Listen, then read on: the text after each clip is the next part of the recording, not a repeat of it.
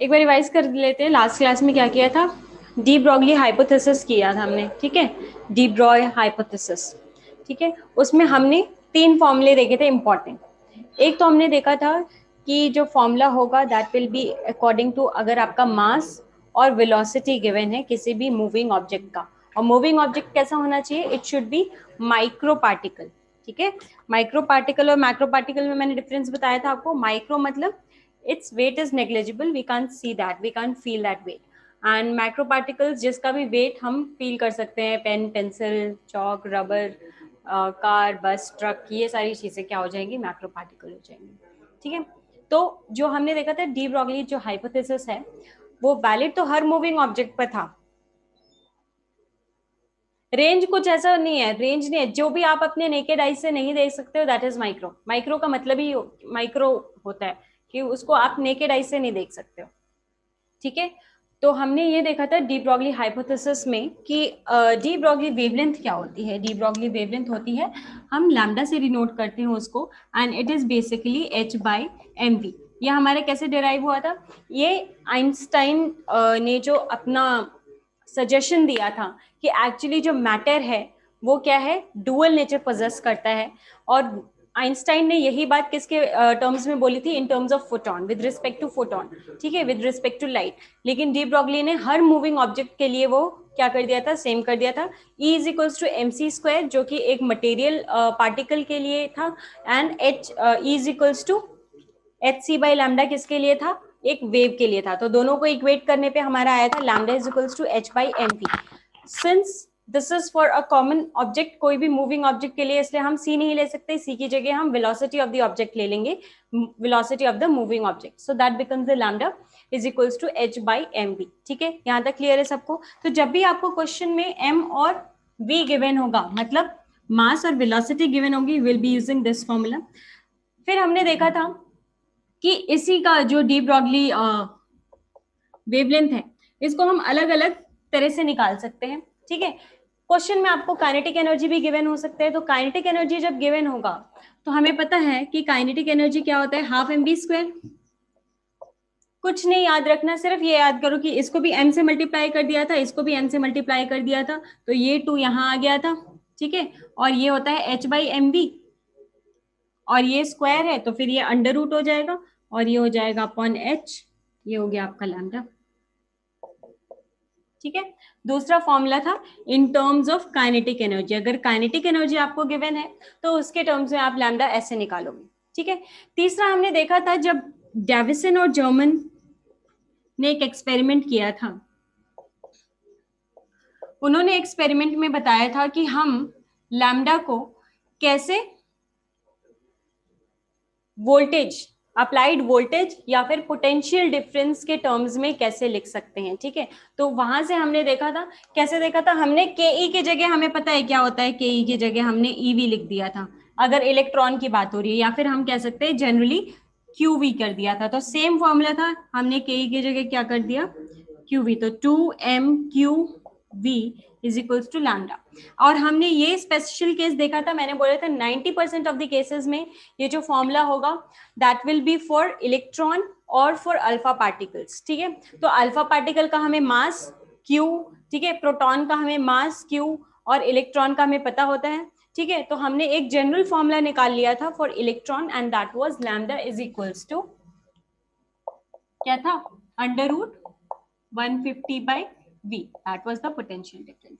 और मैंने आपको एक चीज ध्यान में रखने को बोली थी कि जब हम इलेक्ट्रॉन को एक्सेलरेट कर रहे हैं, जब भी हम इलेक्ट्रॉन को एक्सेलरेट कर रहे हैं तो हमें ये देखना पड़ेगा कि जो इलेक्ट्रॉन था वो ओरिजिनली रेस्ट पे था या मोशन में था, ठीक है। अगर तो ओरिजिनली रेस्ट में था तो पोटेंशियल एनर्जी वही रहेगी, ठीक है। अगर इलेक्ट्रॉन मोशन में था तो जो उसकी काइनेटिक एनर्जी थी वो दूसरे इसकी वजह से जो काइनेटिक एनर्जी प्रोड्यूस हुई वो ऐड हो जाएगा, और आपका जो ओवरऑल जो वोल्टेज है, पोटेंशियल डिफरेंस है, वो भी चेंज हो जाएगा, ठीक है। ये सारी चीजें थी कल की क्लास में, इसमें किसी को कोई डाउट। डी ब्रॉगली वेवलेंथ या de Broglie hypothesis was based on dual nature of matter. हाँ, जब काइनेटिक एनर्जी देखो पहले से है, electron was already in motion, तो इसके पास कुछ काइनेटिक एनर्जी होगी, मान लेती हूँ 10, ठीक है, अब ऑलरेडी काइनेटिक एनर्जी में है, इसको मैंने वोल्टेज 5 वोल्ट और दे दिया। अब ये 5 वोल्ट की वजह से भी तो इसकी काइनेटिक एनर्जी बढ़ेगी। कितनी काइनेटिक एनर्जी बढ़ जाएगी अब इसकी? के क्या हो जाएगा, एक इलेक्ट्रॉन की बात कर रहे हैं ना, तो ये हो जाएगा 5 eV, ठीक है। और ये पहले कितना था, 10 eV। अब टोटल काइनेटिक एनर्जी कितनी होगी, 10 + 5 दैट इज 15 eV। 15 eV के करस्पॉन्डिंग जो पोटेंशियल डिफरेंस होगा वो कितना हो जाएगा? मैंने क्या बोला था, जब भी एनर्जी हमें पता है और पोटेंशियल डिफरेंस निकालना है तो सिर्फ ई हटा देंगे, वी आ जाएगा। आगे बात समझ में, 15V हो जाएगा। तो अब ओवरऑल पोटेंशियल डिफरेंस इतनी तो हमने अप्लाई की, इतनी इलेक्ट्रॉन के पास पहले से थी, तो टोटल कितनी होगी, 15। आगे बात समझ में। तो क्वेश्चन में ये भी होता है कि इलेक्ट्रॉन रेस्ट में, मोस्ट ऑफ द टाइम्स तो क्वेश्चन में रहेगा इलेक्ट्रॉन रेस्ट से एक्सेलरेट किया गया है, लेकिन आपको ध्यान भी देना पड़ेगा क्योंकि इजी सा क्वेश्चन होता है, सिर्फ आपको ऐड करना होता है और आपके नंबर चले जाते हैं, ठीक है, क्योंकि हम एक छोटी सी पॉइंट को समझ नहीं पाते। अब आते हैं हम हाइजेनबर्ग अनसर्टेनिटी प्रिंसिपल, ठीक है। हाइजेनबर्ग अनसर्टेनिटी प्रिंसिपल क्या है? Heisenberg was a scientist. Heisenberg uncertainty principal, तो हाइजेनबर्ग एक साइंटिस्ट का नाम है, ठीक है। तो हाइजेनबर्ग एक साइंटिस्ट का नाम है, उन्होंने एक प्रिंसिपल दिया था, नाम से ही पता लग रहा है क्या, Heisenberg uncertainty principal. That was an uncertainty principle. क्या मतलब है इसका? कि it was based on uncertainty. अब ये अनसर्टेनिटी किस चीज की है? ये अनसर्टेनिटी इस चीज की है, पहले तो हेडिंग लिखो,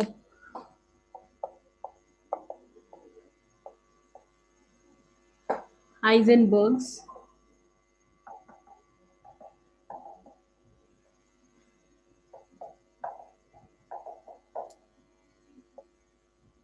इसको हम HUP से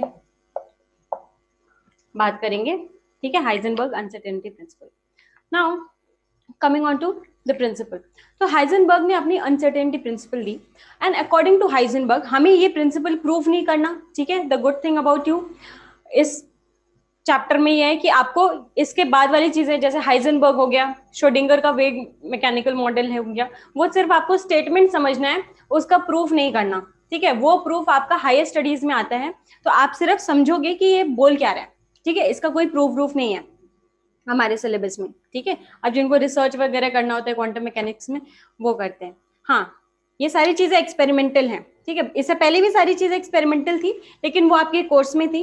अब जो आएगा हाइजेनबर्ग अनसर्टेनिटी प्रिंसिपल हो गया, श्रोडिंगर का वेव मैकेनिकल मॉडल हो गया, वो हमें सिर्फ समझना है उसने बोला क्या था, दैट्स इट, ठीक है।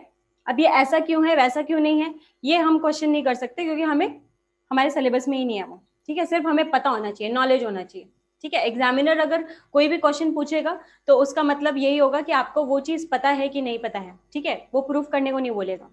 तो अकॉर्डिंग टू हाइजेनबर्ग, हाइजेनबर्ग के अकॉर्डिंग वी कैन नॉट, देखो ध्यान से सुनना, according to Heisenberg uncertainty principle, it is impossible to determine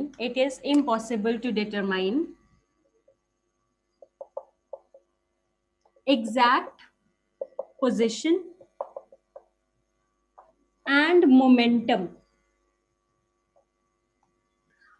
It is impossible to determine exact position and momentum of an electron. किसकी बात हो रही है? Of an electron. वैसे तो ये किसी भी मूविंग ऑब्जेक्ट के लिए है, किसी भी फास्ट मूविंग ऑब्जेक्ट के लिए, बट हम यहाँ पे इलेक्ट्रॉन की बात करेंगे। It is impossible to determine exact position and momentum of an electron moving around या रिवॉल्विंग अराउंड, रिवॉल्विंग लिख लो,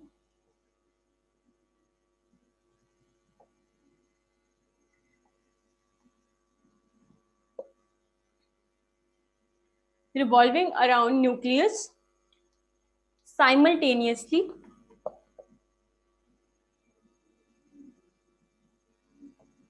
with equal accuracy.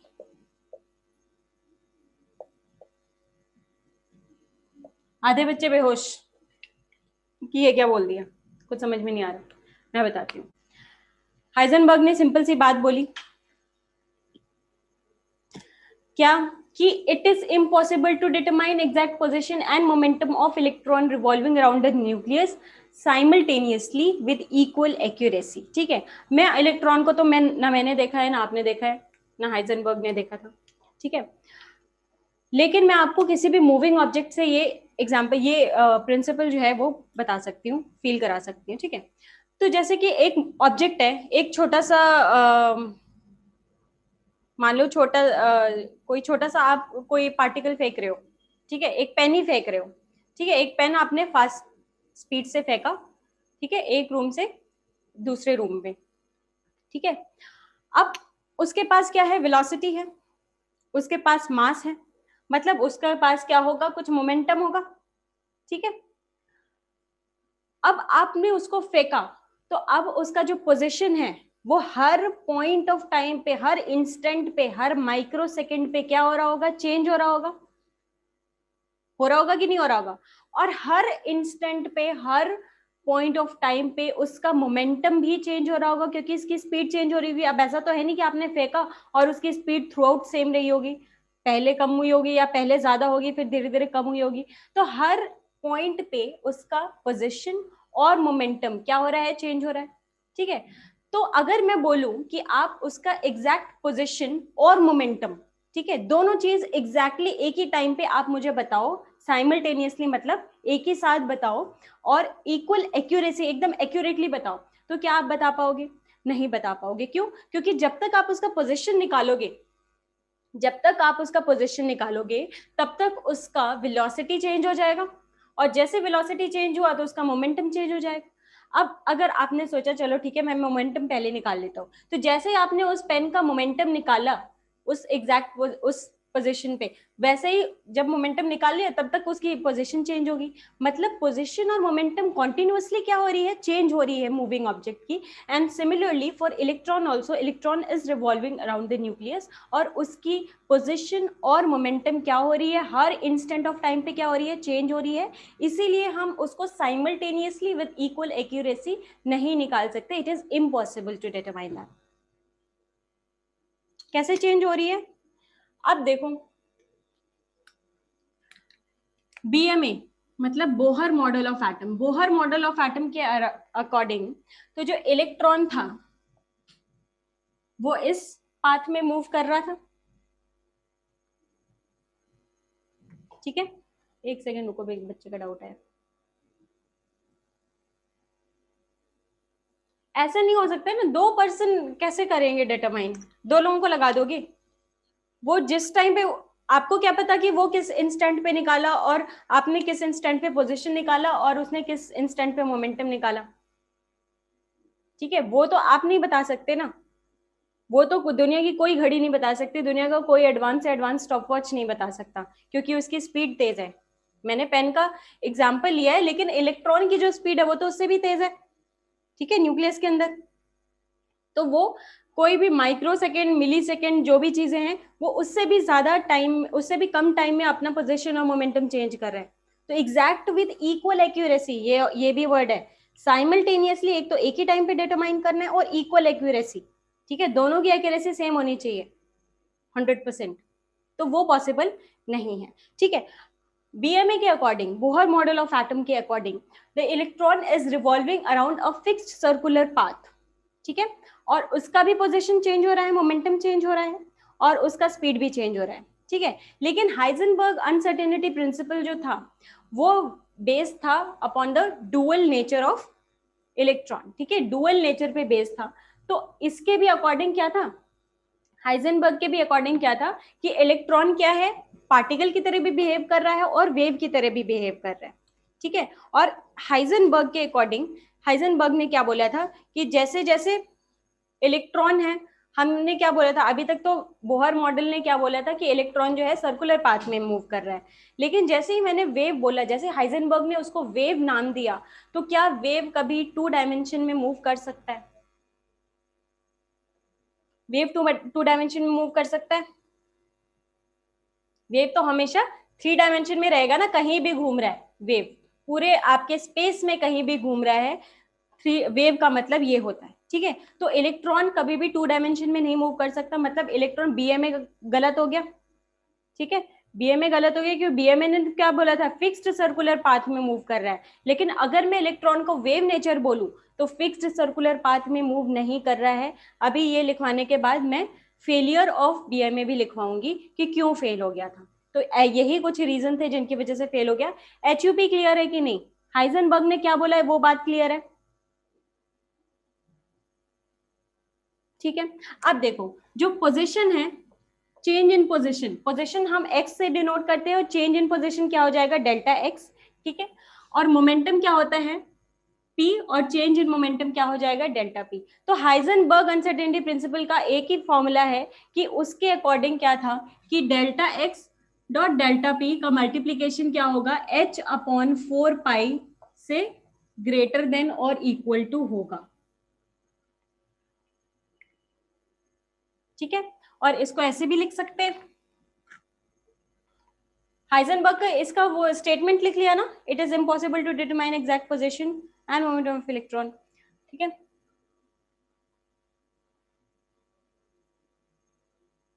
सिर्फ हमें ये याद रखना है, एक तो उसकी स्टेटमेंट क्या थी और उसके अकॉर्डिंग जो उसने फॉर्मूला दिया था ये क्या था, उसने कैसे दिया, कौन सा क्या उसने एक्सपेरिमेंट किया, that's not in our course. ठीक है। ये मतलब बहुत बड़े कोर्स में एमएससी या जो पीएचडी करते हैं उनके कोर्स में आता है फिर। ठीक है। तो ये बात हो गई। या फिर मैं इसको ऐसे भी लिख सकती हूँ कि डेल्टा एक्स मास तो क्या रहेगा, किसी का भी फिक्स रहेगा। हाँ, H is the Planck's constant. ठीक है। मास तो फिक्स रहेगा तो मैं लिख सकती हूँ m delta v greater than equal to h upon 4 pi, where m is the mass of electron, delta x is the change in position, delta v is the change in velocity, delta p is the change in momentum, h is the Planck's constant।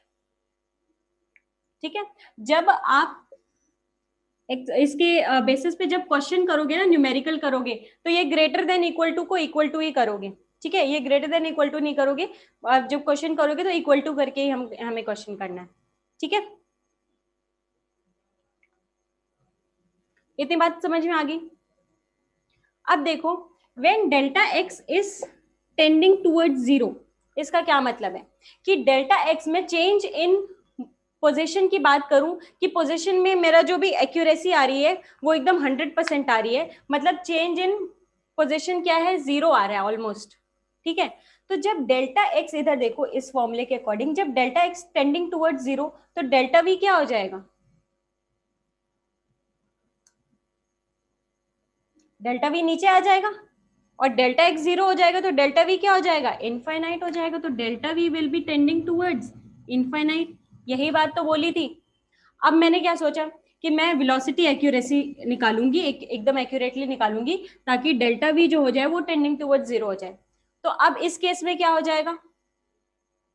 मैं बोल रही हूँ कि अगर मैंने एकदम accurately निकाल लिया पोजिशन, मैंने वेलोसिटी छोड़ दिया, मैंने पोजीशन एकदम एक्यूरेट निकाला, तो जितना मैंने निकाला और जितना एग्जैक्ट पोजीशन था उसमें चेंज इन डेल्टा एक्स क्या था? जीरो था, अगर मैंने एक्यूरेटली निकाला, मतलब टेंडिंग टू ऑलमोस्ट जीरो था।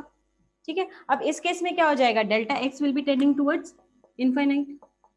तो यही बात तो बोली थी हाइजेनबर्ग ने कि दोनों को जीरो टेंड करे ऐसा एक साथ इम्पॉसिबल है। क्लियर है सबको? क्वेश्चन करें इस पे? चलो एक क्वेश्चन लिखो।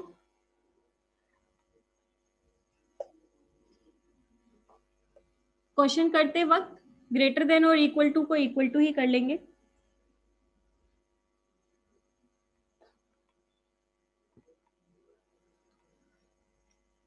A microscope using suitable electron. Question. A microscope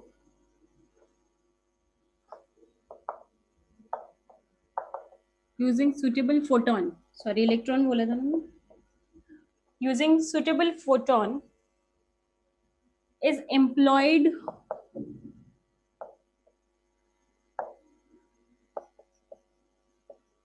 to locate an electron. ठीक है? Is employed to locate an electron within a distance of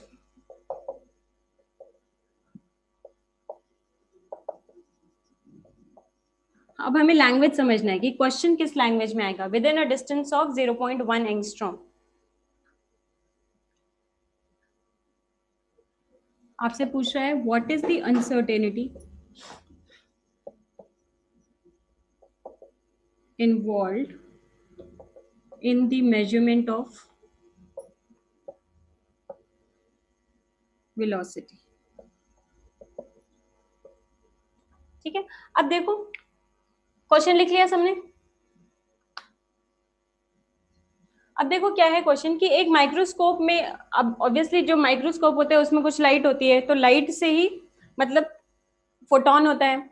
photon को काम क्या दिया गया कि एक इलेक्ट्रॉन का पोजीशन लोकेट करना है हमें, और उस पोजीशन में कितने का वेरिएशन हो सकता है, मतलब वो होना चाहिए विद इन 0.1 एंगस्ट्रॉम। मतलब इन ये अगर 0.1 एंगस्ट्रॉम है तो इसके बीच में ही इलेक्ट्रॉन होना चाहिए। ठीक है, तो मैं क्या बोल सकती हूँ, ये चेंज इन पोजीशन कितना हो सकता है, मैक्सिमम 0.1। ठीक है, और हमसे क्या पूछ रहा है, uncertainty in velocity. Uncertainty in velocity क्या हो जाएगा, डेल्टा वी। यहाँ पे लिख लेना, delta x is the uncertainty in position, delta v is the uncertainty in velocity, and h is the Planck's constant, m is the mass of electron.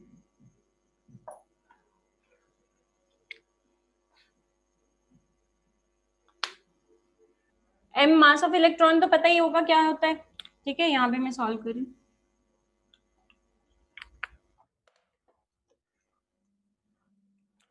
Delta x मतलब 0.1 angstrom. 1 angstrom का कितना मतलब हो जाएगा, 10 का पावर -11। हाँ सही है, 10 का पावर -11 डेल्टा एक्स हो गया। m कितना हो गया, 9.19 इंटू 10 का पावर -31 इंटू डेल्टा वी, ये किसके बराबर हो जाएगा, 6.62 इंटू 10 का पावर -34 अपॉन 4 इंटू 3.14। यही आ रहा है ना।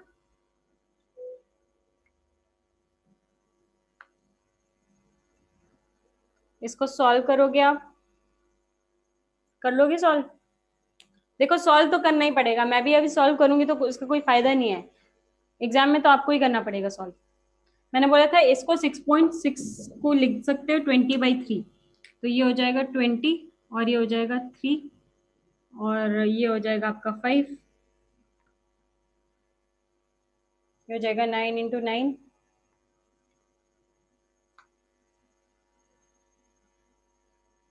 5.7। हाँ नहीं, 10 का पावर 6 होगा बेटा, 5.7 इंटू 10 का पावर 6 कितना, मीटर पर सेकेंड।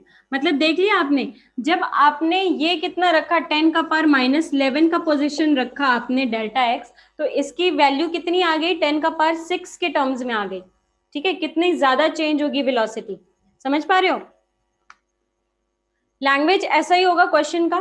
ठीक है, uncertainty in position, uncertainty in velocity, ऐसे ही पूछेगा। ठीक है, एक और क्वेश्चन करते हैं। क्वेश्चन लिखो, अ golf ball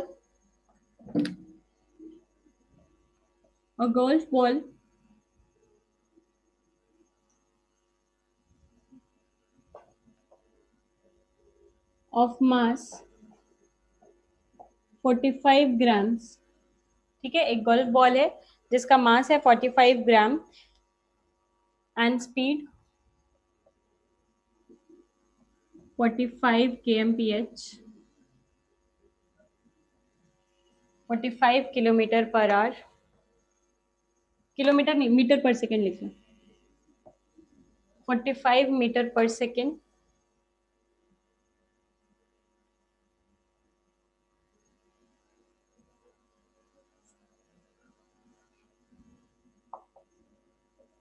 is moving if the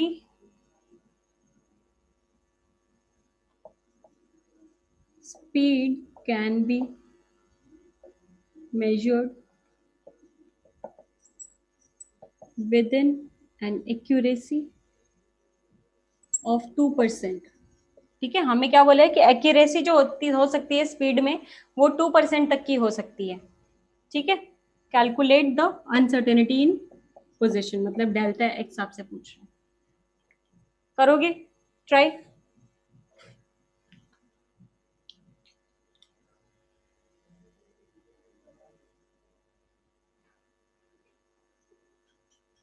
मुझे बस डेल्टा वी बता दो, बाकी सब तो फॉर्मूला ही लगेगा। डेल्टा वी बता दो मुझे कितना होगा।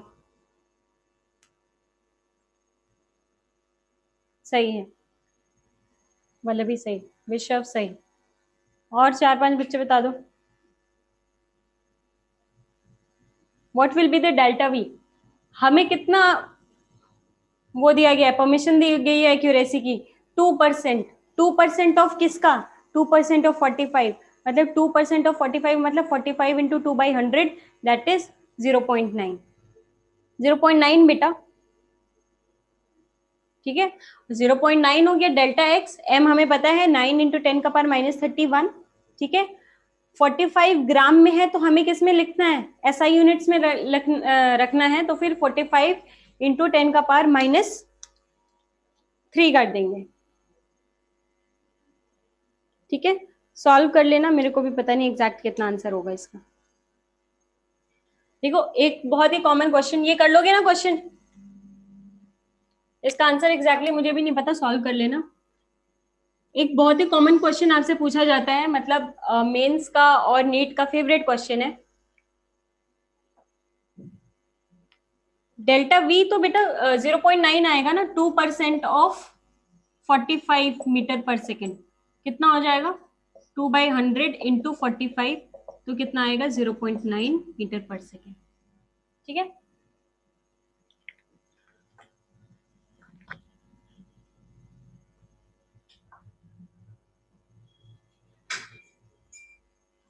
एम से कैसे? मीटर पर सेकेंड है ये बेटा, मीटर पर सेकेंड है। 45 ग्राम मास है और 45 मीटर पर सेकेंड इसका ये भी है। क्वेश्चन है, देखो ये एक क्वेश्चन है, if uncertainty in position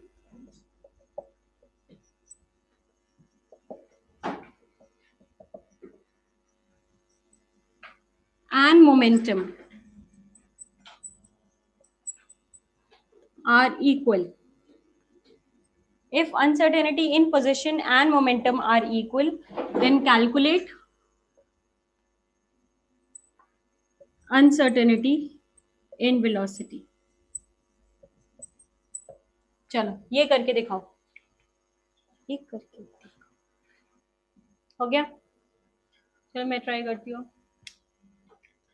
uncertainty in position and momentum are equal का क्या मतलब है कि डेल्टा एक्स बराबर हो गया आपका डेल्टा पी के, और आपको पता है कि delta x into delta P बराबर किसके? h/4 पाई के।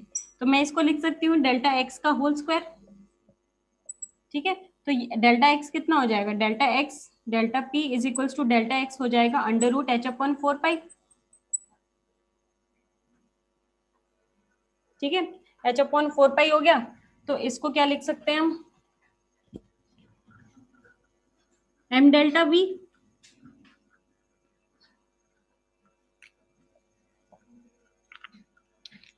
इसको लिख सकते हैं कि m delta v is equals to h/4 pi का अंडर रूट, तो डेल्टा v कितना हो जाएगा?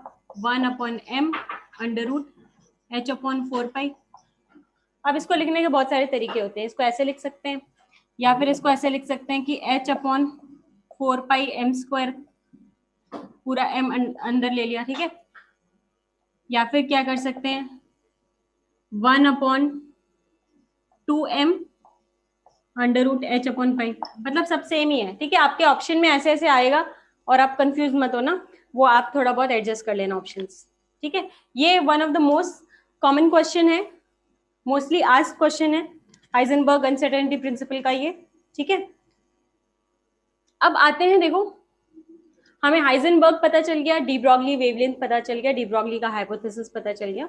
अब आते हैं हमारा limitation of Bohr model. Limitation of Bohr model कि बोहर मॉडल हम क्यों फेल हो गया, हम क्यों नहीं उतना यूज करते हैं, बाकी हम आगे आने वाले जो मैकेनिकल मॉडल्स हैं वो क्यों यूज करते हैं इंस्टेड ऑफ बोहर मॉडल, ठीक है। तो मैंने एक चीज तो आपको अभी बताई थी कि Bohr model was based on particle nature of electron, जबकि डी ब्रॉगली ने अपनी हाइपोथेसिस दी और हाइजेनबर्ग ने अपनी uncertainty principle the, that was based on dual nature of electron. तो जो बोहर थे वो इन दोनों को क्या नहीं कर पाए, क्या नहीं कर पाए, एक्सप्लेन नहीं कर पाए।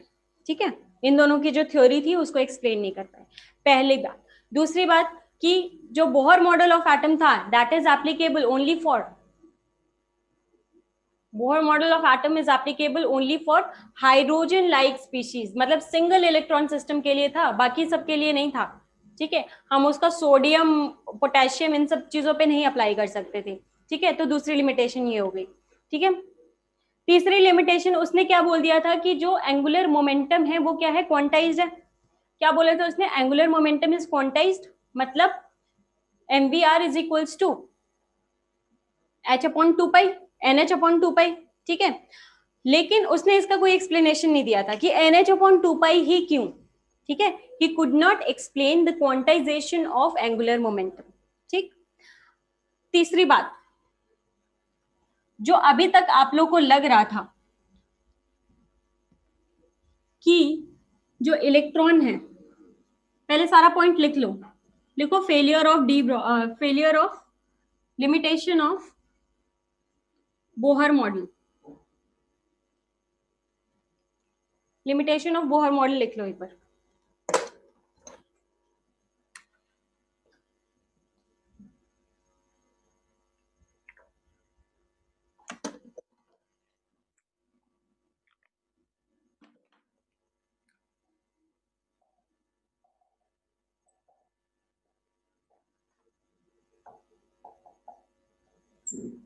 पहला इट इज लिख लो,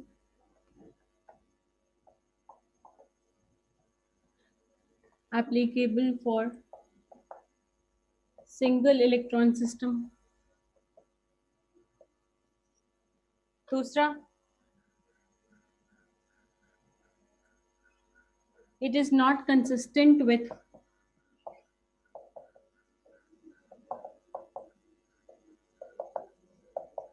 DBH, मतलब de Broglie hypothesis and HUP, Heisenberg uncertainty principle, which was based on dual nature। ठीक है, डुअल नेचर को एक्सप्लेन नहीं किया था। तीसरा,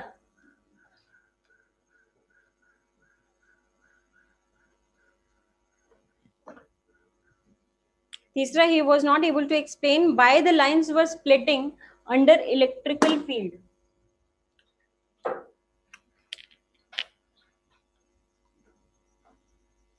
He could not explain splitting of lines in electrical field। और चौथा, he could not explain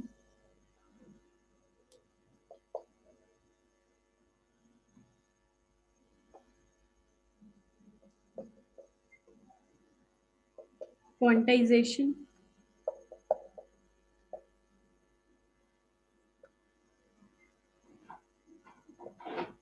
of angular moment। ठीक है, यदि बात समझ में आ गई। So there were 4 limitations of Bohr model of atom. ठीक है, quantization of angular momentum, consistent नहीं था डीबीएच और एचयूपी से। ठीक है, not applicable for single electron species, और why the lines were splitting in the electric field he could not explain.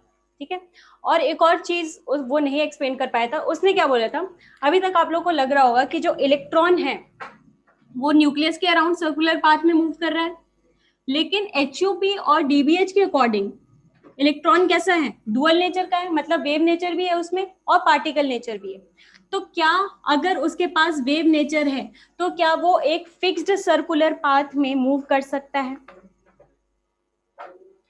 अब वो तो 3 डायमेंशन में मूव करेगा ना। तो एक्चुअली जो इलेक्ट्रॉन होता है वो आप मतलब विजुअलाइज करो कि इलेक्ट्रॉन इज लाइक वो देखिए मधुमक्खी, जब मधुमक्खियों का झुंड चलता है एक साथ, वेव क्या होता है, 3 डायमेंशन में होता है ना बेटा। वेव क्या होता है, एक्स वाई और जेड डायरेक्शन में कहीं भी जा सकता है। सिमिलर इस, अगर मैं डुअल नेचर मानती हूँ इलेक्ट्रॉन का, तो ये भी क्या हो जाएगा, अगर इलेक्ट्रॉन का मैं डुअल नेचर मानती हूँ तो ये भी, इसमें भी क्या हो जाएगा, 3 डायमेंशन हो जाएगा। तो एक्चुअली जो इलेक्ट्रॉन होता है it is like a cloud, ठीक है। इलेक्ट्रॉन का एक पोजीशन नहीं होता है, it is like a cloud. जैसे कि आप, मैंने बोला कि मधुमक्खियों का जैसे झुंड चलता है ना आसमान में, देखा होगा कभी किसी शेप का हो जाता है, कभी आगे कुछ मक्खियां चली जाती है, कई मक्खियों की डेंसिटी बहुत ज्यादा होती है, कई मतलब मक्खियां बहुत अलग अलग जगह पे बिखरी रहती है। So that is like electron. Wave, wave Z में नहीं मूव करता, करता है बेटा। इलेक्ट्रोमैग्नेटिक वेव्स हमने क्या बोला था, अगर ये है और ये है तो एक उसका डायरेक्शन ऑफ प्रोपगेशन क्या होगा, वेव हमेशा 3 डायमेंशन में होता है। जो पानी में वेव बनता है वो भी तो ऑब्वियसली 3 डायमेंशन में होता है, उसका हाइट होता है, लेंथ होता है, ब्रेड्थ होता है। तो all the kind of waves are in 3 dimension, ठीक है। ठीक है, तो वेव क्या होता है, 3 डायमेंशनल होता है, इसीलिए जो इलेक्ट्रॉन का जो मूवमेंट होगा around the nucleus, it will be also in 3 dimension. 3 dimension में मतलब समझ में आ गया कि मैंने क्या बोला। अगर इमेजिन करना है आपको तो आप इमेजिन करो कि मधुमक्खियों का झुंड जैसे चलता है, तो क्या करता है, कहीं मधुमक्खियों का डेंसिटी ज्यादा होती है, कहीं आपको बहुत ज्यादा डेंस दिखेगा कि यहाँ पे मधुमक्खियां बहुत ज्यादा हैं, फिर कहीं मधुमक्खियां कम होती हैं, ठीक है। और उसके अकॉर्डिंग अगर मैं बोलूँ, मान लो मधुमक्खियों का झुंड चल रहा है, ठीक है, तो क्या मैं बोल सकती हूँ कि विद इन 10 किलोमीटर रेंज एक भी मधुमक्खी नहीं, मतलब 10 किलोमीटर के बाद एक भी मधुमक्खी नहीं दिखेगी मुझे, क्या मैं ऐसे दावा कर सकती हूँ? क्या मैं बोल सकती हूँ कि 10 किलोमीटर के बाद प्रोबेबिलिटी ऑफ फाइंडिंग अ मधुमक्खी इज 0? कर सकती हूँ? नहीं कर सकती हूँ, नहीं कर सकती हूँ ना। वैसे ही, क्योंकि वो क्या है, 3 डायमेंशन में है, मधुमक्खी की एक की स्पीड ज्यादा होगी, वो आगे भी हो सकती है, ठीक है। तो बोहर मॉडल ऑफ एटम ने क्या बोला था कि हम इलेक्ट्रॉन को इनफाइनाइट पे फेंक देंगे, ठीक है, और इनफाइनाइट पे प्रोबेबिलिटी क्या होगी, इलेक्ट्रॉन की 0 होगी। लेकिन अकॉर्डिंग टू वेव मॉडल, ठीक है, अगर वेव कंसिडर करें तो इलेक्ट्रॉन की प्रोबेबिलिटी कभी भी क्या होती है, 0 नहीं होती है। चाहे आप इनफाइनाइट डिस्टेंस पे देख लो, वहां पे कुछ ना कुछ मतलब 0.00001% भी प्रोबेबिलिटी होगी, लेकिन हो सकती है, ठीक है। तो ये सारी चीजें कहानियां थी, सिर्फ कहानी के तौर पे सुनो और अपने दिमाग में बिठा, ठीक है। क्योंकि ये सारी चीजें उन लोगों ने बहुत एक्सपेरिमेंट किया है, ठीक है। बीएमए को फेल करना वाज नॉट इजी, क्योंकि बहुत सारी बातें उन्होंने सही भी कही थी। लेकिन एक बात जो थी, वेव मॉडल, अब जैसे आप लोग के दिमाग में बन गया ना कि इलेक्ट्रॉन सर्कुलर पाथ में मूव कर रहा है, मूव कर रहा है, तो ऐसा नहीं है, ठीक है। सर्कुलर पाथ में नहीं मूव कर रहा है, किस में मूव कर रहा है, 3 डायमेंशन में मूव कर रहा है, ठीक है। और बोलने के लिए क्या मैं बोलूंगी कि मधुमक्खी का जो का झुंड है उसको इमेजिन करो, ठीक है। तो इसके बाद जो लास्ट मॉडल आया वो आया श्रोडिंगर का मॉडल, और श्रोडिंगर भी एक साइंटिस्ट थे, उन्होंने अपना last model, so thankfully this will be the last model that you will be studying in this chapter, that is wave mechanical model. और इसमें भी आपको कोई प्रूफ कुछ भी करने की जरूरत नहीं है, सिर्फ सुनते जाओ, जो मैंने अभी बातें इतनी सारी बोली ना, यही है, ठीक है, कि wave mechanical of model of atom.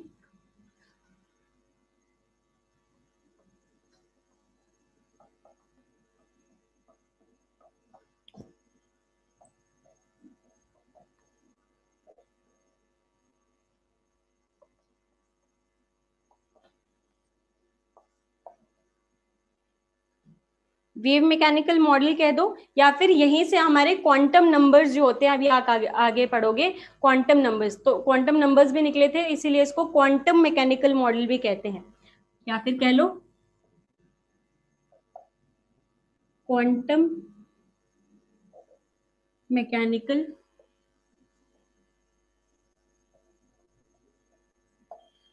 Model of atom, ठीक है। अब देखो बोहर मॉडल फेल हो गया था, क्योंकि उसने डुअल नेचर को नहीं अकाउंट में लिया था, ठीक है, तो after the failure of Bohr model a new model was derived by the scientist name Schrodinger. ठीक है, पूरा नाम था इरविन श्रोडिंगर।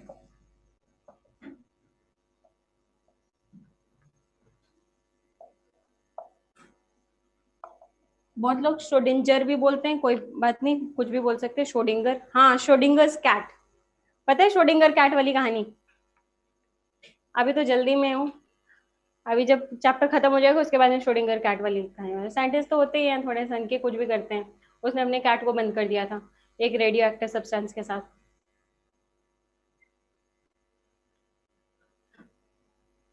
ठीक है, तो एरविन श्रोडिंगर ने ही वेव मैकेनिकल मॉडल दिया था after the failure of Bohr model of atom, and this model is consistent with de Broglie hypothesis as well as Heisenberg uncertainty principle. तो लिखेंगे this model is consistent with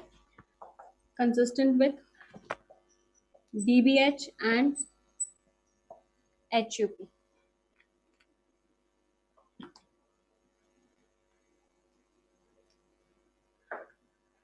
क्या बोल रहे हो?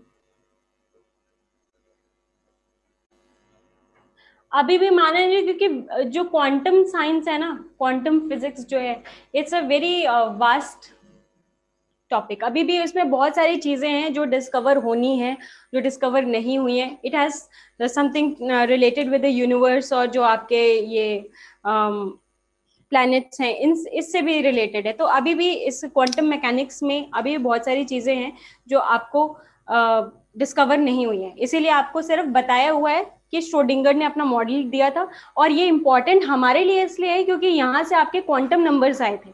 ठीक है, हमें यहाँ पे क्वांटम फिजिक्स नहीं पढ़ना। Quantum physics is a different, all together different branch of physics, जिसमें आप सिर्फ यही सारी चीजें पढ़ते हो।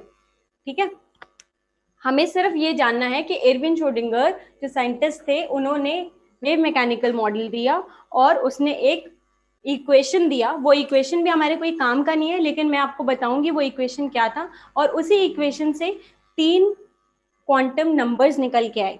ठीक है, क्वांटम नंबर्स वो नंबर होते हैं जो कि इलेक्ट्रॉन का एड्रेस बताते हैं। एड्रेस का क्या मतलब है? वो कहाँ रहता है, किस पोजीशन पर है, कौन सा उसका पोजीशन है, किस ओरिएंटेशन में है न्यूक्लियस में, एटम में। ठीक है, तो वो सारी चीजें क्वांटम नंबर्स बताती हैं। ठीक है, तो एरविन श्रोडिंगर ने 3 क्वांटम नंबर्स को डिस्कवर किया था। आगे बात समझ में?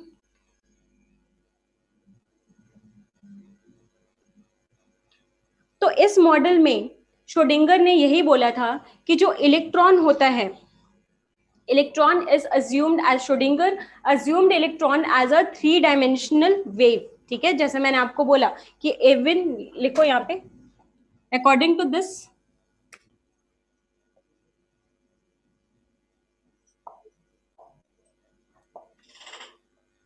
Model, Schrodinger assumed electron as a 3 dimensional wave। ठीक है, एक 3 डायमेंशनल वेव की तरह उसको अज्यूम किया। ठीक है,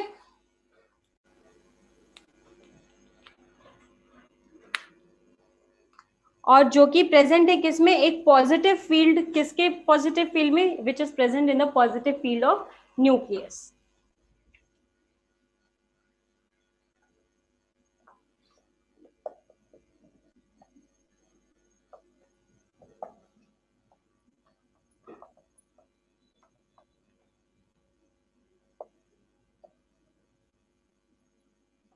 ठीक है, अब इसने क्या किया था, एक इक्वेशन दिया था, उस इक्वेशन को हम श्रोडिंगर वेव इक्वेशन बोलते हैं, और उसी इक्वेशन को यूज करके 3 क्वांटम नंबर्स आए थे। एक्चुअली 4 क्वांटम नंबर्स होते हैं, लेकिन श्रोडिंगर इक्वेशन को यूज करके 3 ही क्वांटम नंबर्स आए थे। ठीक है, वो इक्वेशन मैं लिख दे रही हूँ। मतलब समझ में तो आएगा ही नहीं वैसे, लेकिन कोई बात नहीं, सिर्फ देख लो और अपने नोटबुक में लिख लो क्या होता है श्रोडिंगर वेव इक्वेशन।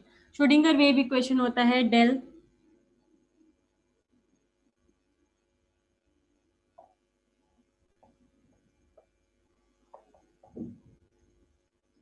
ये साई है, जो ये मैं बना रही हूँ ना यू करके नीचे डंडा, वो साई बोलते हैं उसको।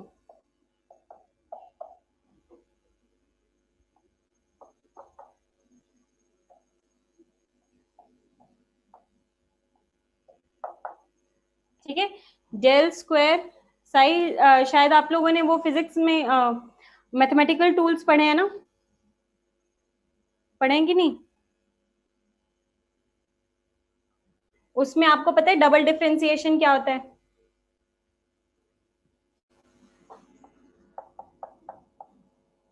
Eight pi square m upon h square e minus v is equals to e minus v psi is equals to 0। ये है श्रोडिंगर वेव इक्वेशन। डेल लिखा हुआ है, डेल ऐसे डी बनाओ, ऐसे पूंछ निकाल के, इसको डेल बोलते हैं। ठीक है, और ये क्या होता है, डबल डिफरेंशिएशन में हम यूज करते हैं। इसको याद नहीं करना है। मैं क्या बताना चाह रही हूँ कि देखो एक्स एक्स डायरेक्शन की करस्पॉन्डिंग आपका इलेक्ट्रॉन हो सकता है, वाई डायरेक्शन की करस्पॉन्डिंग इलेक्ट्रॉन हो सकता है, जेड डायरेक्शन की करस्पॉन्डिंग इलेक्ट्रॉन हो सकता है, और ये सबका क्या है, डबल डिफरेंशिएशन है। 8 कांस्टेंट है, पाई कांस्टेंट है, m is the mass of electron, h is the Planck's constant, E is the electrical field. ठीक है, E क्या है आपका, सॉरी इलेक्ट्रिकल फील्ड नहीं, E is the total energy and V is the जिस electrical field मतलब जिस potential difference में उसको रखा गया है, into psi is equals to 0। अब ये साई क्या है? Psi is a wave function, Sai is a wave function. ठीक है, 8 पाई m और h क्या है, कांस्टेंट है। ठीक है, del square upon del x square y square z square का क्या मतलब है, डबल डिफरेंशिएशन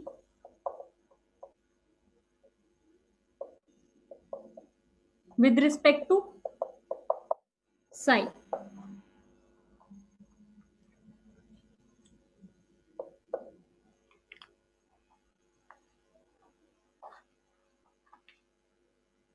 अब इस इक्वेशन में सिर्फ दो ही चीजें अननोन है, एक तो हमारी टोटल एनर्जी अननोन है और एक हमारा wave function that is Sai unknown है। ठीक है,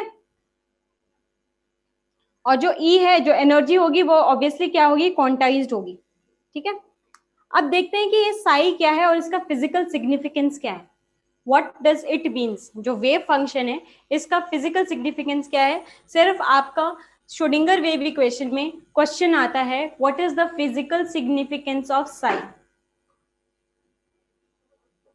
अब जो साई है वो एक वेव फंक्शन होता है, लिखो फिजिकल सिग्निफिकेंस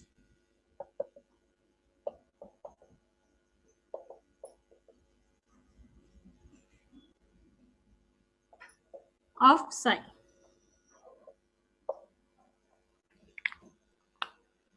तो जैसे कि मैंने आपको बोला कि Sai is a wave function, Sai जिसको हम बोलते हैं psi, Sai is a wave function. ठीक है, जो कि वेव का एक फंक्शन है। ठीक है, और ये कैसा होना चाहिए, एक तो ये फाइनाइट होना चाहिए, क्योंकि वेव फंक्शन है इसलिए फाइनाइट होना चाहिए। वेव है इसलिए वेव का फंक्शन है इसलिए कॉन्टिन्यूअस भी होना चाहिए, it should be finite, continuous as well as differentiable. Obviously हम यहाँ पे डिफरेंशिएट कर रहे हैं इसलिए it should be differentiable as well as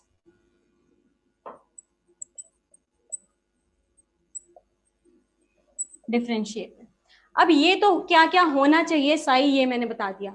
अब मैं पूछ रही हूँ कि फिजिकल सिग्निफिकेंस क्या है, what is the physical significance.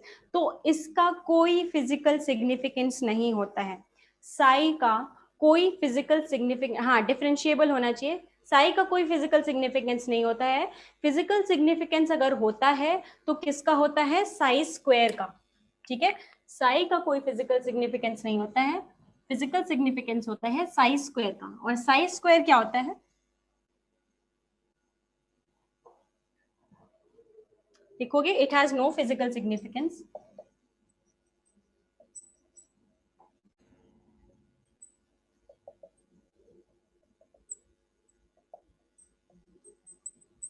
मैं बोली ज्यादा स्ट्रेस नहीं करना है इसको, सिर्फ कहानी की तरह सुनते जाओ।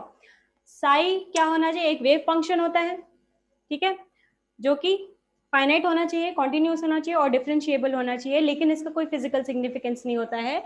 But Sai square has physical significance, ठीक है, and it denotes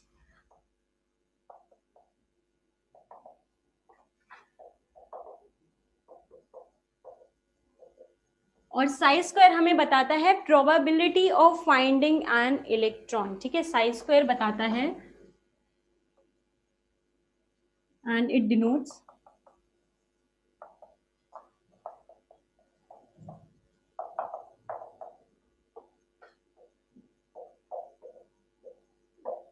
finding an electron around the nucleus.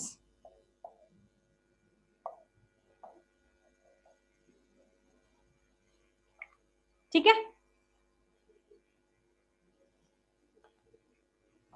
Question आपका आता है साई क्या होता है और उसका फिजिकल सिग्निफिकेंस क्या होता है। तो Sai is a wave function, ठीक है, कॉन्टिन्यूस होना चाहिए, फाइनाइट होना चाहिए, डिफरेंशिएबल होना चाहिए, कोई फिजिकल सिग्निफिकेंस नहीं होता।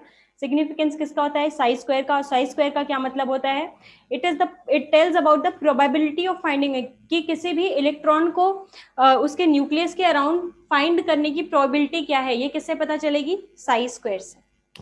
क्लियर है इतनी बात सबको, ठीक है। अब एक और चीज लिखवा रही हूं मैं, जिसको हम आगे और अच्छे से पढ़ेंगे, नोड। तो नोड जो चीज होती है,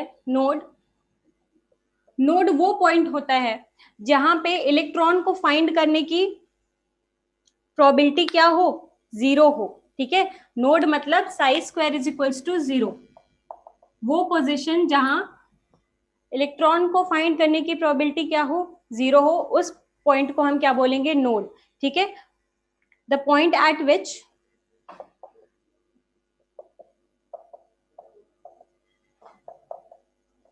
probability of finding electron is 0।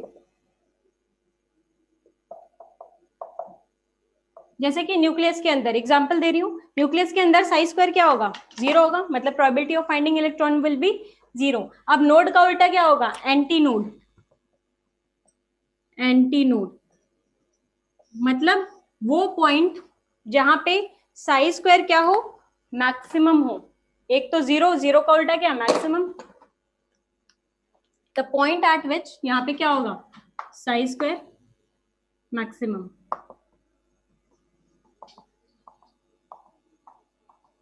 The point at which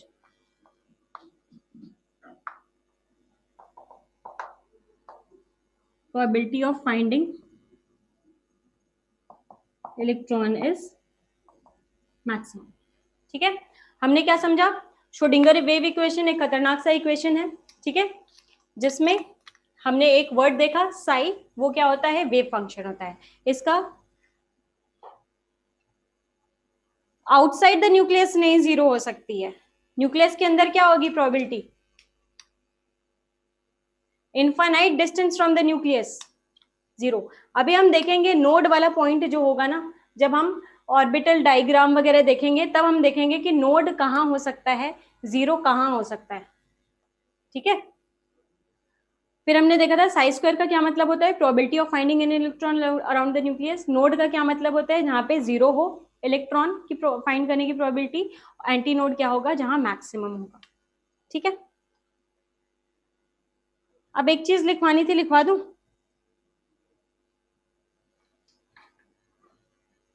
orbital. अभी तक आप ऑर्बिट जब तक बोहर मॉडल आप देख रहे थे, आपने क्या देखा था, फाइंड द ऑर्बिट, ठीक है, find the n of the orbit, मतलब आप देख रहे थे क्या, ऑर्बिट देख रहे थे बोहर मॉडल ऑफ एटम में।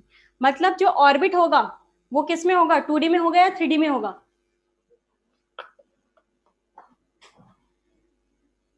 ऑर्बिट क्या था, सर्कुलर पाथ था, ऑब्वियसली 2D में होगा, ठीक है।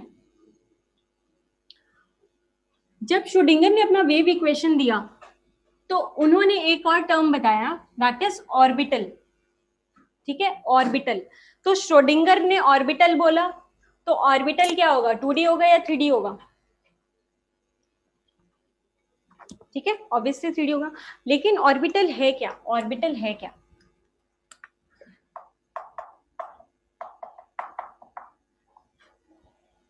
What is orbital? तो बेसिकली जो ऑर्बिटल है वो स्पेस में एक रीजन होगा, क्योंकि 3 डायमेंशन है, तो वो स्पेस में रीजन है, ठीक है, अराउंड द न्यूक्लियस, ठीक है, it is the region in the space around the nucleus where the probability of finding electron is maximum, ठीक है, वो रीजन स्पेस में जहां इलेक्ट्रॉन को फाइंड करने की प्रोबेबिलिटी क्या हो, मैक्सिमम, उस रीजन को क्या बोलेंगे हम, ऑर्बिटल, ठीक है। मतलब मैक्सिमम का क्या मतलब है, 100% तो हो नहीं सकता, क्योंकि हमने बोला था कि एक्यूरेटली हम बता ही नहीं सकते, लेकिन 90 to 95%, ठीक है, it is that space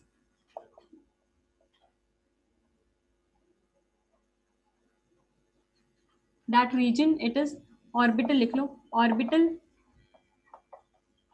is that region in space around the nucleus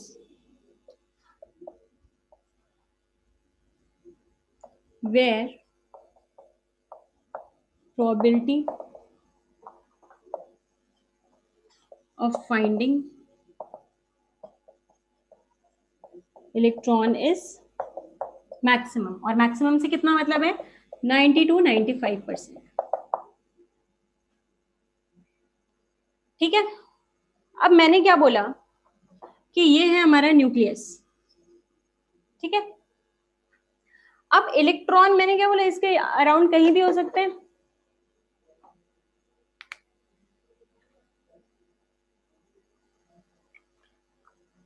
जितना एंटीनोड, हाँ एंटीनोड ही है, ऑर्बिटल और एंटीनोड मतलब सेम ही है, ठीक है, जहां पे भी इलेक्ट्रॉन की प्रोबेबिलिटी होगी मैक्सिमम, वो ही ऑर्बिटल होगा, या फिर वही कह सकते हैं एंटीनोड होगा, ठीक है, it is one and same thing. लेकिन हम ऑर्बिट और ऑर्बिटल को अभी डिफरेंशिएट करेंगे। तो ये मान लो ये है इलेक्ट्रॉन, यहाँ पे ये इलेक्ट्रॉन का क्लाउड है, ठीक है, डॉट डॉट डॉट मैं बता रही हूँ,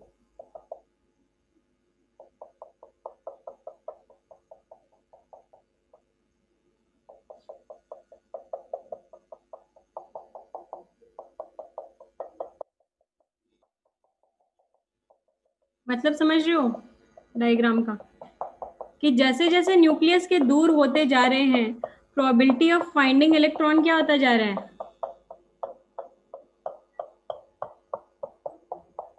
कम होता जा रहा है, ठीक है। यहाँ पे इलेक्ट्रॉन क्लाउड क्या है, डेंस है, मतलब मोर डॉट्स शोइंग मोर इलेक्ट्रॉन,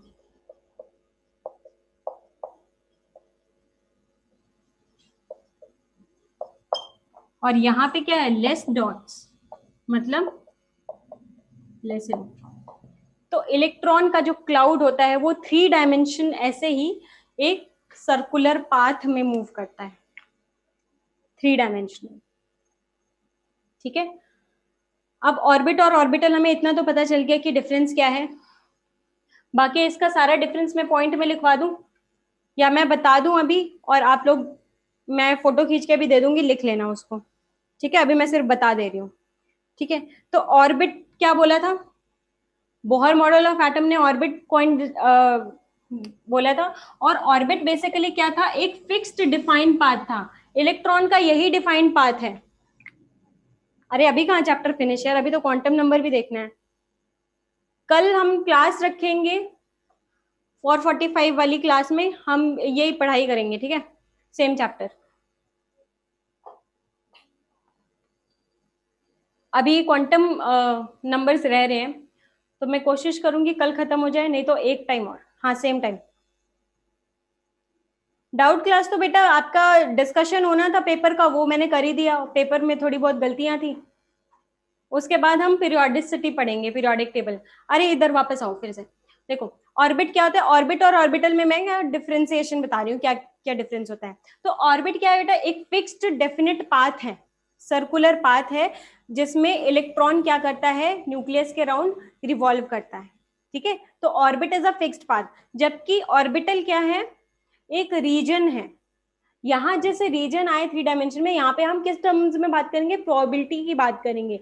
तो it is the region in the space where probability of finding electron is maximum, ठीक है। ये फिक्स नहीं है, ये क्या था, फिक्स था, पहला पॉइंट ऑफ डिफरेंस, ठीक है। दूसरा कि ये क्या होगा, 2 डायमेंशन मोशन इलेक्ट्रॉन शो कर रहा है, इधर इधर इलेक्ट्रॉन कैसा मोशन शो कर रहा है, 3 डायमेंशनल, ठीक है। तीसरा डिफरेंस कि किसी भी ऑर्बिट में मैक्सिमम नंबर ऑफ इलेक्ट्रॉन्स कितने हो सकते हैं, 2n स्क्वायर, 2n स्क्वायर हो सकता है मैक्सिमम नंबर ऑफ इलेक्ट्रॉन किसी भी ऑर्बिट में, ठीक है। लेकिन किसी भी ऑर्बिटल में हम आगे जाके देखेंगे कि ऑर्बिटल में मैक्सिमम कितने इलेक्ट्रॉन हो सकते हैं, सिर्फ 2 ही। एक ऑर्बिटल में मैक्सिमम 2 नहीं, एक ऑर्बिटल की बात कर रही हूं मैं, वो हम आगे देखेंगे कि एक ऑर्बिटल में मैक्सिमम, वैसे तो इनफाइनाइट ऑर्बिटल होंगे तो इनफाइनाइट और इलेक्ट्रॉन्स होंगे, लेकिन अगर एक ऑर्बिटल की बात करें तो उसमें मैक्सिमम 2 ही इलेक्ट्रॉन हो सकते हैं, ठीक है। ऑर्बिट क्या होगा, सर्कुलर शेप में होगा, जबकि जो ऑर्बिटल्स होते हैं इनके अलग अलग शेप होते हैं, जैसे कि आपने देखा होगा SPDF, ठीक है। तो इन सब का अलग अलग शेप होता है। ऑर्बिटल S भी हो सकता है, S मतलब क्या होता है, S ऑर्बिटल का क्या मतलब होता है, स्फेरिकल शेप। P ऑर्बिटल होता है, P ऑर्बिटल का कैसा शेप होता है, डम्बल शेप। वो जो जिम में डम्बल यूज करते हैं ना ऐसे, ये वाले, तो डबल शेप का होता है, इसका स्फेरिकल शेप होता है। P ऑर्बिटल का कैसा होता है, ऐसा शेप होगा या फिर ऐसा होगा, ठीक है, ऐसा शेप होता है डम्बल शेप का। D ऑर्बिटल जो होता है उसका डबल डम्बल शेप होता है, मतलब दोनों तरफ से ऐसे होता है, ठीक है, D ऑर्बिटल। जबकि जो F ऑर्बिटल होता है इसका मतलब जो शेप होता है वो क्या होता है, फिक्स नहीं होता है। आप लिख सकते हो it has a very complex shape, जो कह सकते हैं लीफ लाइक स्ट्रक्चर होता है इसका, लीफ लाइक शेप होता है, ठीक है। जबकि अगर मैं ऑर्बिट की बात करूं तो ऑर्बिट का तो 2 डायमेंशन में एक ही शेप था, फिक्स्ड, क्या, सर्कुलर। लेकिन ऑर्बिटल का अलग अलग शेप हो सकता है। अभी मैंने थोड़ा सा आपको हिंट दे दिया कि ऑर्बिटल कैसे हो सकता है, SPDNF, सबका अलग अलग शेप होता है, ठीक है।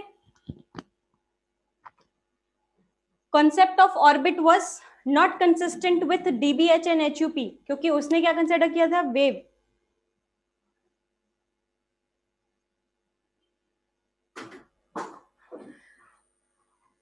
श्रोडिंगर ही तो सही है, वही हम पढ़ते हैं। श्रोडिंगर नहीं तो हमें क्वांटम नंबर दिया है, लेटेस्ट वही है, वही पढ़ते हैं हम। बोर मॉडल तो सिर्फ हाइड्रोजन तक था, श्रोडिंगर पे।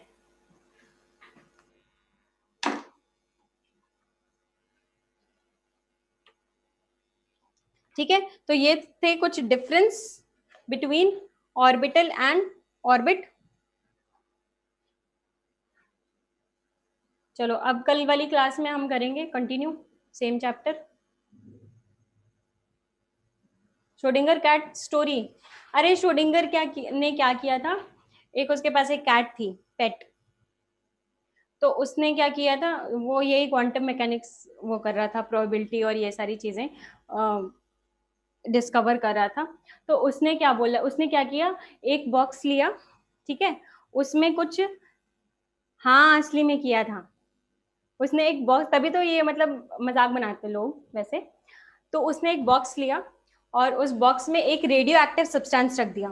तो रेडियो एक्टिव सब्सटेंस आपको पता है कि रेडियो एक्टिव सब्सटेंस से हम मर सकते हैं, ठीक है। तो रेडियो एक्टिव सब्सटेंस रख दिया जिसकी एक्सप्लोड होने की या जिसके फैलने की 50-50% प्रोबेबिलिटी थी, ठीक है। वो 50% फैल भी सकता था, 50% वो नहीं भी फैलता था, होता है ना 50-50% चांस। तो प्रोबेबिलिटी थी उसके एक्सप्लोड होने की, वो रेडियो एक्टिव सब्सटेंस उसने रख दिया एक डब्बे में, जिसके एक्सप्लोड होने की प्रोबेबिलिटी 50-50% थी। और उसने क्या किया, अपने कैट को उस डब्बे में बंद करके रख दिया, बॉक्स बंद कर दिया। और उसने फिर थ्योरी बताई, उसने बोला कि जब तक मैं बिल्ली को नहीं देखूंगा, जब तक मैं बॉक्स खोल के बिल्ली को नहीं देखूंगा, तब तक उसकी प्रोबेबिलिटी मरने की या जीने की कितनी होगी, 50-50% होगी। मतलब जब उस इंस्टेंट पे जब मैं उसको देखूंगा तब मुझे पता चलेगा कि वो 50% मरी, मतलब वो एक्चुअली में मरी है या जिंदा है, ठीक है। तो उसने कुछ ऐसा बोला था कि प्रोबेबिलिटी तभी होगी जब आप एग्जैक्टली देखोगे। तो इलेक्ट्रॉन का पोजीशन आप तभी बता सकते हो जब एग्जैक्टली उसको देख रहे हो,